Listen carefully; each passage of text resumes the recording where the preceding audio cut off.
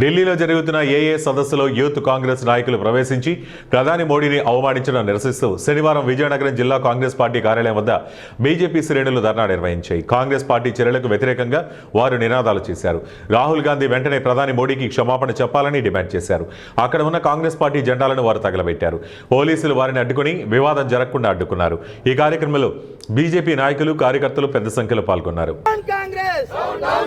Congress down down.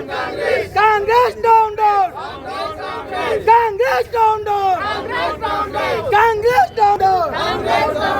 Down down Congress. Congress down down. Congress. Congress down down. Congress down. Congress down down. Down down Congress. Down down Congress. Down down Congress. Down down Congress. Rahul Gandhi క్షమాపణ చెప్పాలి. Down down Congress. Down down Congress. Down down Congress. Down down Congress. Down down Congress. Down down Congress. Down down Congress. Down down Congress. Down down Congress. Down down Congress. Down down Congress. Down down Congress. Down down Congress. Down down Congress. Down down Congress. Down down Congress. Down Congress. Down down Congress.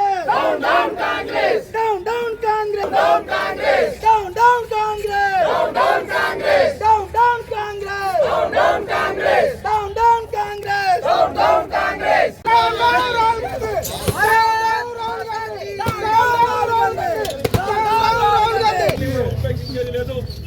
రోజుల్లో వారు పద్ధతి మార్చుకోకపోతే ఆ దాడులు తీవ్రతరం చేస్తాం. భారతీయ జనతా పార్టీని వ్యతిరేకించడం నరేంద్ర మోదీ గారి నాయకత్వం.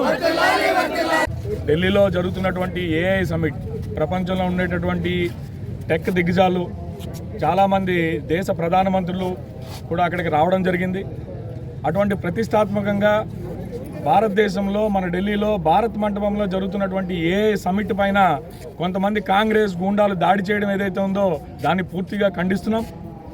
ఇటువంటి దాడిని భారతీయ జనతా పార్టీ ఉపేక్షించేది లేదు. కొన్ని దశాబ్దాలుగా కాంగ్రెస్ పార్టీ పరిపాలనలో ఎంతోమంది యువత మేధావులు ఇక్కడి నుంచి అమెరికా వెళ్ళిపోవడం జరిగింది.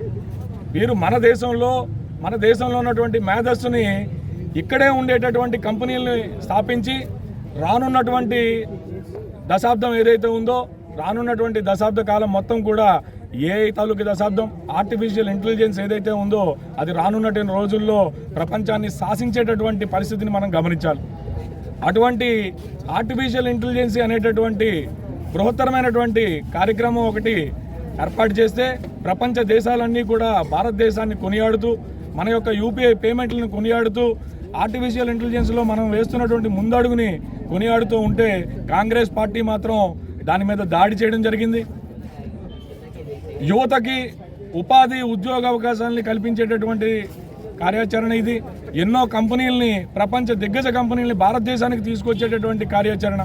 నిన్ననే మీరు చూసినట్టయితే ప్రీతమ ముఖ్యమంత్రి గారు కూడా చెప్పారు, వస్తున్నటువంటి ఆర్టిఫిషియల్ ఇంటెలిజెన్స్ సంస్థల్లో 7 సంస్థలు మన ఆంధ్రాకి రాబోతున్నాయని చెప్పి.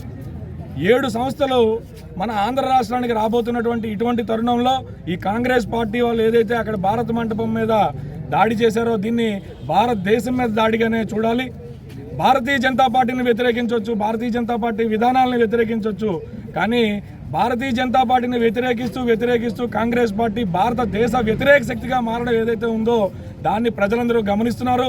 ఇప్పటికే బుద్ధి చెప్పి ఇంట్లో కూర్చోబెడుతున్నా కూడా ఇంకా ఏదో 1-2 చోట్ల ఉన్నటువంటి కాంగ్రెస్ పార్టీ వారి యొక్క మార్గాన్ని మార్చుకోకపోతే రానున్న రోజుల్లో దేశ వ్యతిరేక శక్తుల లిస్టులోనే ఈ